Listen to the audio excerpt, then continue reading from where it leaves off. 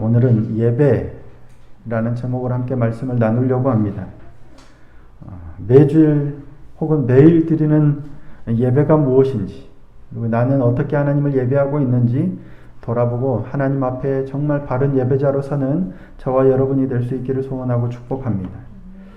오늘 본문은 출애굽기 24장입니다. 출애굽기 24장은 두 부분으로 나뉠 수 있는데, 하나님께서 이스라엘 백성과 시내산에서 언약을 맺으시는 장면과 그 후에 일어난 일을 기록하고 있습니다.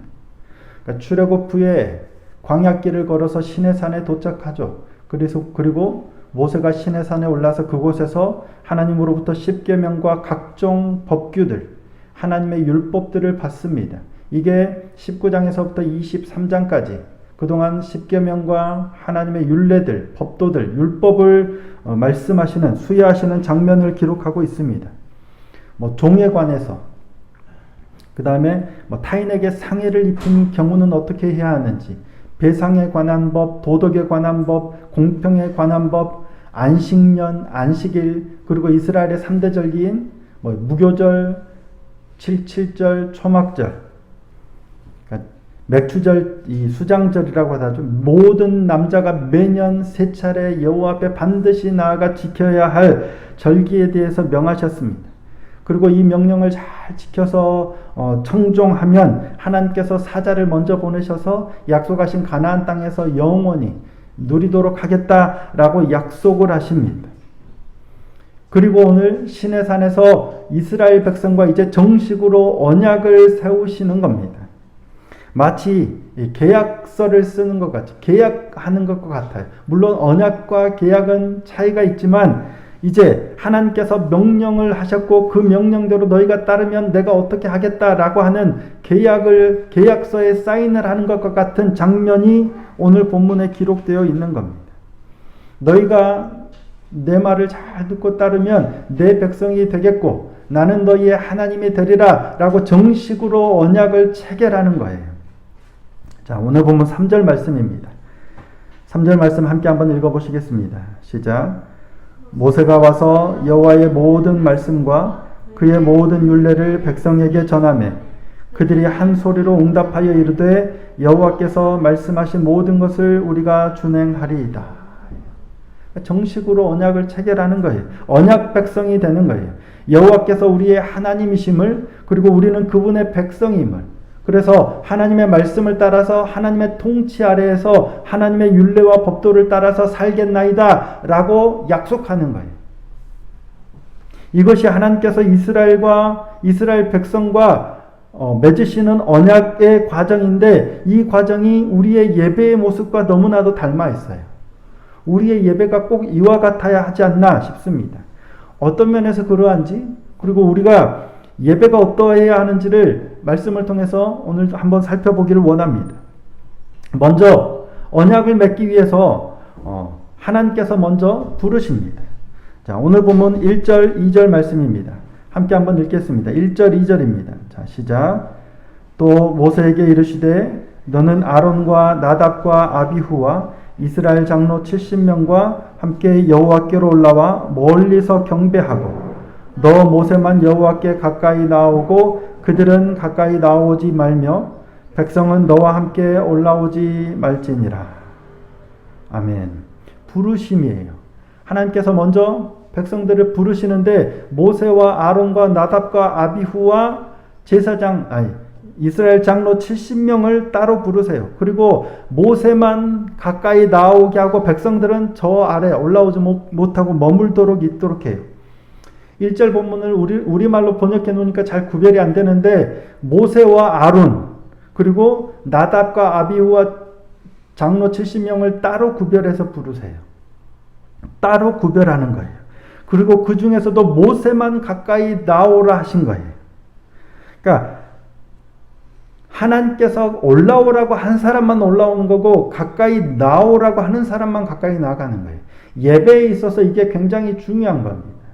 물론 이 말씀은 목사만 가까이 나오라는 말씀은 아닙니다. 이렇게 오해하면 안 됩니다.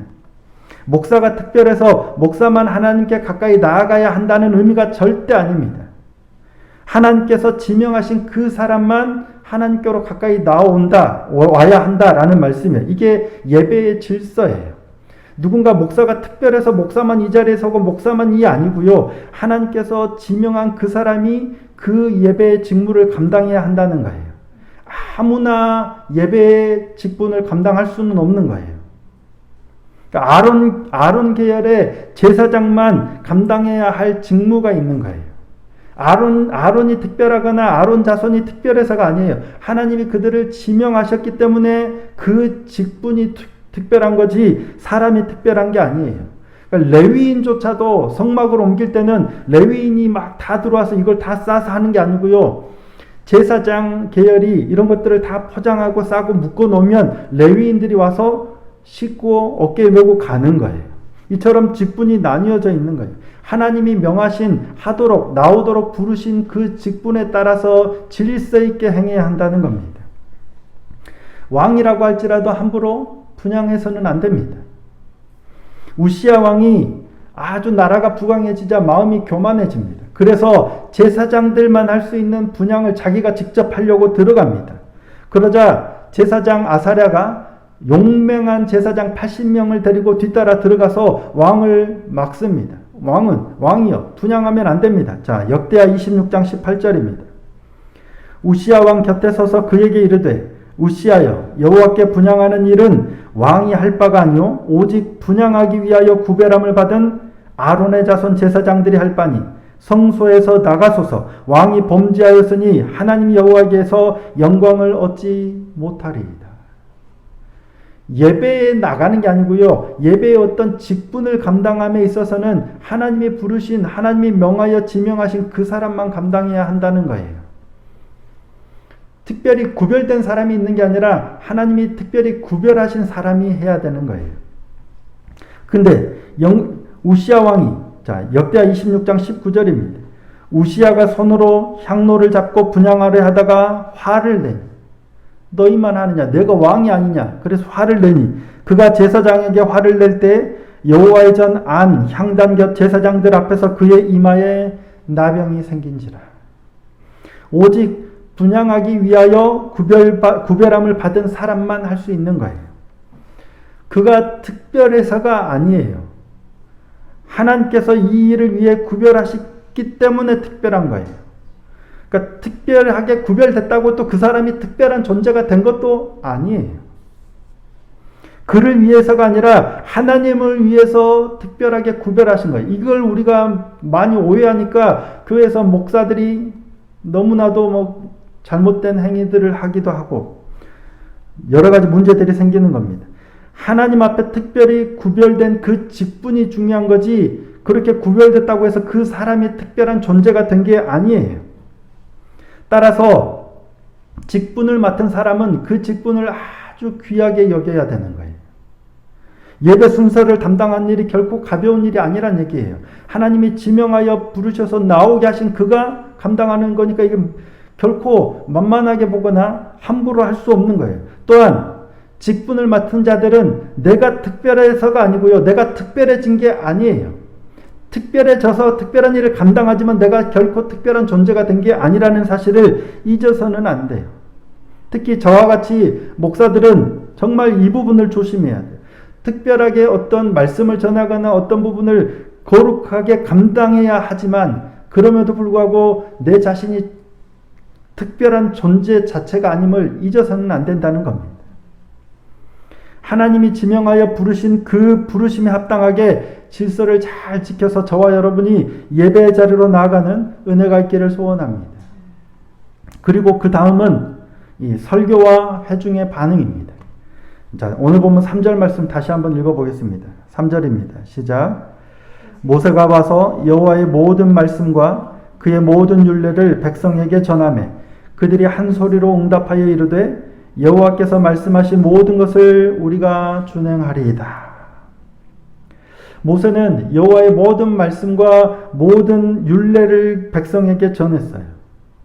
그러니까 설교자는 자신이 하고 싶은 얘기를 하는 게 아니라 여호와의 모든 말씀과 모든 율례를 전해야 하는 거예요. 이때 전함에로 번역된 단어는 상세히 말하다 라는 의미예요. 모든 말씀과 모든 율례를 상세히 말해야 돼요. 뭐 하나는 내가 이걸 하고 싶은 말만 이렇게 간추려서 하는 게 아니라요. 모든 말씀을, 더군다나 모든 말씀과 모든 율례라고 모든이란 표현을 2번이나 반복해서 쓰잖아요. 하나님이 말씀하시는 것들을 하나도 빠짐없이 상세하게 전해야 해요. 하나님의 말씀을 맡은 자가 추구해야 할 자세는 뭐예요? 하나님의 말씀은 인간의 의지와 생각과 가치와 신념에 따라서 좌우되지 않아요. 하나님이 명하신, 하나님이 말씀하신 그것만을 잘 받아서 있는 그대로 전해야 하는 거예요. 이를 위해서 말씀을 맡은 자는 더 철저하게 말씀 앞에 먼저 서야 합니다. 그리고 오직 주신 말씀 그대로 전달하는 전달자가 되어야 합니다. 이게 참 쉽지 않은 것 같습니다. 목사인 제가 조금 더 자주 하긴 하지만 여러분도 마찬가지입니다. 말씀을 맡은 자로 내가 말씀을 받아서 누군가에게 복음을 전하고 말씀을 전하는 자잖아요. 그러기 위해서는 말씀 앞에 더 철저하게 나가서 엎드려야 돼요. 그리고 주신 말씀대로 전해야 하는 거예요. 자신의 이념과 신념에 따라서 취합하고 하고 싶은 말을 하고 싶은 대로 말씀을 끌어당겨서 해서는 안 된다는 얘기예요. 받은 말씀을 바르게 전하는 전달자가 되기를 소원합니다. 그렇다면 회중은 어떨까요? 말씀을 듣는 사람은 어떻게 해야 되나요? 청종해야 되겠죠. 잘 듣고 그 말씀을 따라야 돼요. 여호와께서 말씀하신 모든 것을 준행하리이다 라고 결단하고 고백하는 거예요. 들은 말씀을, 하나님께서 말씀하신 그 말씀을 그대로 준행하리이다 결단하고 고백하는 거예요. 사실 하나님의 말씀이 바르게 상세하게 선포될 때 자연스럽게 이게 나타나요. 왜냐하면 하나님의 말씀이 능력이기 때문입니다. 하나님의 말씀이 바르게만 상세하게만 선포되면 백성들은 자연히 이렇게 반응할 수밖에 없어요. 에스라도 그랬고 여러 이스라엘 백성들이 성경을 낭독하는 중에 이 반응이 나타나는 거예요. 하나님의 말씀이 바르게 상세하게만 선포되면 백성은 이렇게 반응할 수밖에 없어요. 하나님의 말씀 자체가 능력이기 때문이에요. 지금처럼 오늘처럼 이렇게 설교를 구구절절 안 해도 바르게 말씀이 선포되면 이와 같은 반응이 나타나는 거예요. 자, 히브리서 4장 12절입니다. 하나님의 말씀은 살아있고 활력이 있어 좌우에 날선 어떤 검보다도 예리하여 홍과 영과 및 관절과 골수를 찔러 쪼개기까지 하며 또 마음의 생각과 뜻을 판단하나니. 그러니까 하나님의 말씀이 바르게 선포되면 이와 같은 역사가 우리 안에 일어나요. 그러면 우리가 감동이 되죠. 은혜가 되죠.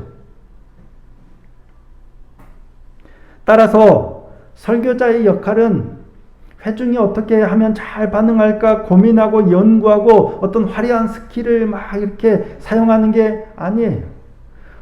어떻게 하면 잘 전달할까 아니에요. 하나님의 말씀을 바르게 상세하게 전달만 잘하면 돼요. 그러면 회중의 역할은 뭘까요? 내가 할 일은 없나? 아닙니다. 잘 들으려고 애를 써야 하기도 하지만 사실은 더 중요한 건 하나님의 말씀이 선포됐을 때 내게 일어나는 반응을 그냥 흘려버리면 안 됩니다. 여기서 우리가 말씀을 들었기 때문에 말씀이 우리를 깨우치고 감동해서 은혜 받았다로 끝나면 안 된다는 얘기예요. 우리가 보통 예배 때 설교를 듣거나 찬양을 하거나 기도 중에 감동이 되면 은혜 받았다. 오늘 되게 예배가 은혜됐다. 여기서 끝나버리니까 우리에게 변화가 없는 거예요. 우리 삶이 변화가 없고 이게 온전한 예배가 안 되는 거예요. 모여서 드리는 것도 예배지만 우리는 이것에만 국한시키니까 예배 중에 은혜 받았다. 예배 잘 드렸다. 여기서 끝나는 게 문제라는 얘기. 예배는 물론 이것도 예배의 한 과정이지만 예배는 이게 다가 아니고요. 이거는 그저 출발점일 뿐이에요. 은혜 받으면 된 게 아니라 예배가 잘 드려진 게 아니라 이제 시작인 거예요. 받은 은혜에서 우리의 삶으로 어떻게 연결되느냐가 진정한 예배로 이어지는 겁니다. 자, 4절 말씀입니다. 자, 4절 함께 한번 읽어보실까요? 시작. 모세가 여호와의 모든 말씀을 기록하고 이른 아침에 일어나 산 아래에 제단을 쌓고 이스라엘 12지파대로 12기둥을 세우고. 먼저 모세가 뭐예요? 말씀을 기록해요. 그리고 청년들에게 명해서 번제와 화목제와 제단, 이 제사를 드리게, 희생 제사를 드리게 해요. 그리고 피를 가져, 그 희생 제물의 피를 가지고 반은 양푼에 담고, 양푼들에 담고 반은 제단에 뿌립니다. 그리고 나서 7절. 언약서를 가져다가 백성에게 낭독하여 듣게 하니 그들이 이르되 여호와의 모든 말씀을 우리가 준행하리이다. 앞서도 했잖아요.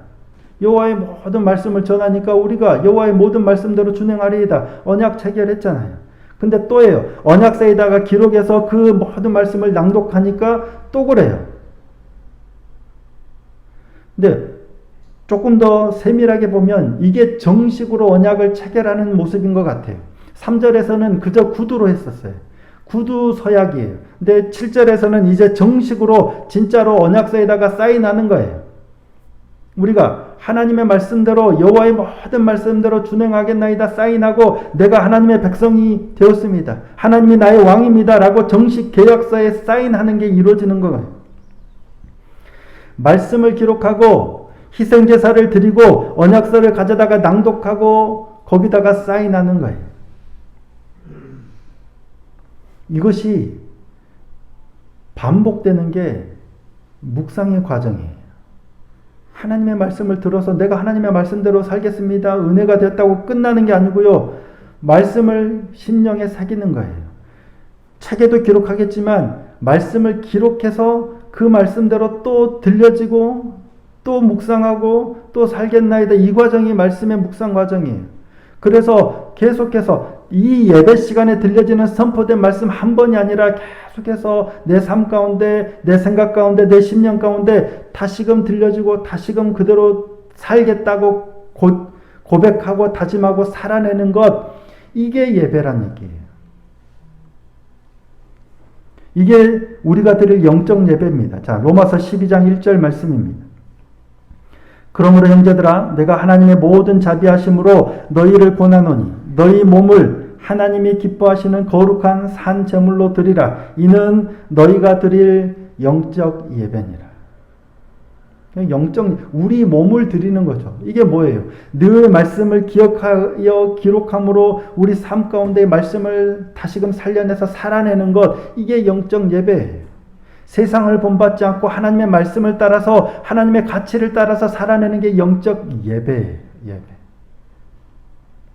선포된 말씀에 감동돼서 우리가 그 말씀대로 살겠습니다. 은혜 받았습니다. 라고 끝나서는 안 되고요. 계속해서 그 말씀이 우리 머리에 우리의 심령에 새겨져서 계속해서 반복해서 하나님의 말씀대로 살아내려고 애를 쓰는 것. 이게 예배란 얘기예요.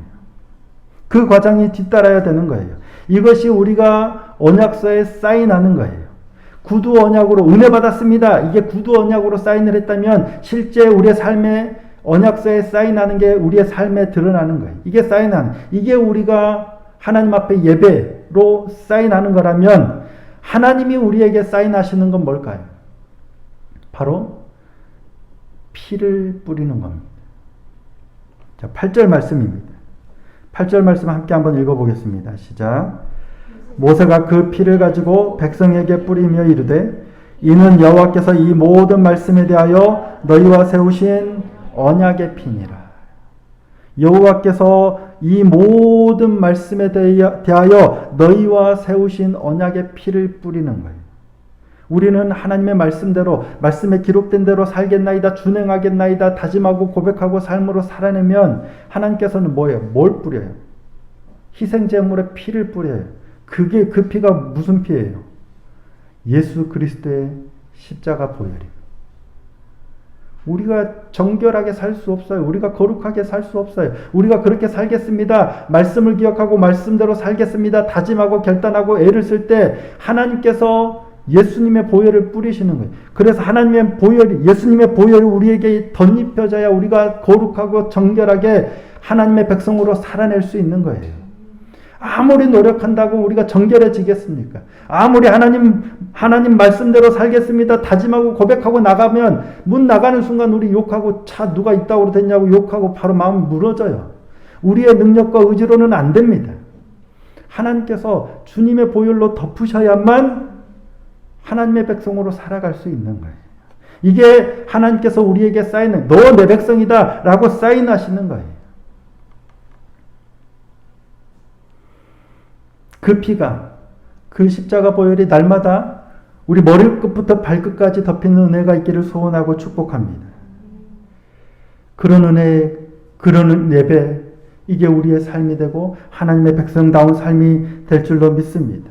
날마다 주님의 보혈로 덮이는 은혜가 있기를 소원하고 축복합니다. 자, 그렇게 언약을 맺은 후에 모세와 아론과 나답과 아비후와 이스라엘 70명의 장로가 올라가서 하나님을 바라봅니다. 자, 10절, 11절 말씀입니다.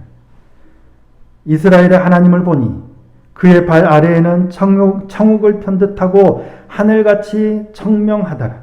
하나님이 이스라엘 자손들의 존귀한 자들에게 손을 대지 아니하셨고 그들은 하나님을 뵙고 먹고 마셨더라. 언약을 체결한 후에, 언약을 세우신 후에 일어난 일이에요. 백성들이 뭐예요? 하나님께로 올라가서 하나님의 얼굴을 보고 하나님을 보고 하나님 앞에서 먹고 마시는 거예요. 근데 하나님을 뵈니까 어때요? 그의 발 아래가 어때요? 청옥을 편듯하고 하늘같이 청명하더라. 어떤 느낌이세요? 저도 하나님을 직접 뵌 적은 없지만 하나님을 뵀을 때 느낌을 비유적으로 표현하는 거예요. 하나님의 영광을 맛봤을 때, 하나님의 십자가의 보혈이 덮이고 하나님이 되셨을 때 올라가서 하나님을 뵀을 때 이 모습이에요. 어떤 느낌이에요? 청옥을 편듯하고 하늘같이 청명하다는 게 어떤 느낌이에요? 맑고 깨끗하고 거짓이 없고 순결하고 순전하고 환하고 기쁘고 이런 느낌이잖아요. 성경을 기록한 이도 아마 그런 느낌을 표현했지 않았을까요? 하나님을 봤을 때 예배를 드리고 하나님의 은혜를 경험하고 하나님을 뵀을 때 우리의 느낌이에요. 샬롬으로 대변할 수 있을까요? 깨끗한가요? 우리의 삶의 자리는 어때요? 여전히 험난합니다. 여전히 우리 삶의 자리는 고군분투죠. 먹고 살려고 여러 가지 일들로 어려워요. 그럼에도 불구하고 예배를 통해서 하나님 앞에 올라가서 하나님을 뵈면 깨끗한 거예요. 그리고 그 하나님 앞에서 먹고 마시는 거예요. 이게 우리가 예배자로서 살아가는 우리의 삶이에요. 여전히 이 땅 가운데 살아갈 때는 힘겨워요. 쉽지 않습니다. 날마다 저도 목사로 살아가지만 하루하루 모든 일정들이 쉽지 않아요. 그럼에도 불구하고 하나님의 은혜를 잊고 하나님을 진정으로 예배하고 하나님이 나의 주인 되셨을 때, 주님의 은혜가 내게 임했을 때 삶이 평안해지는 거예요. 삶이 뭔가 좋아져서가 아니죠. 하나님 때문에, 주님의 보혈이 덮였기 때문에, 주님의 영광이 임했기 때문에 평안해지는 거예요. 오늘 우리의 삶이 평안보다는 두려움과 염려와 고통 가운데 점철된 이유는 뭐냐면 상황과 환경 때문이 아니고요. 우리의 예배가 바르게 드려지지 못했기 때문이에요. 하나님을 온전하게 예배하지 못했기 때문이에요. 그래서 하나님을 뵙지 못하니까 여전히 두려운 거예요. 하나님께 나아가서 온전히 하나님을 예배하는 저와 여러분이 되기를 소원하고 축복합니다. 하나님의 말씀을 듣고 그 말씀대로 살기로 준행하기로 결단하고 고백했을 때 주님의 보혈이, 십자가 보혈이 덮이는 은혜가 있기를 소원하고 축복합니다.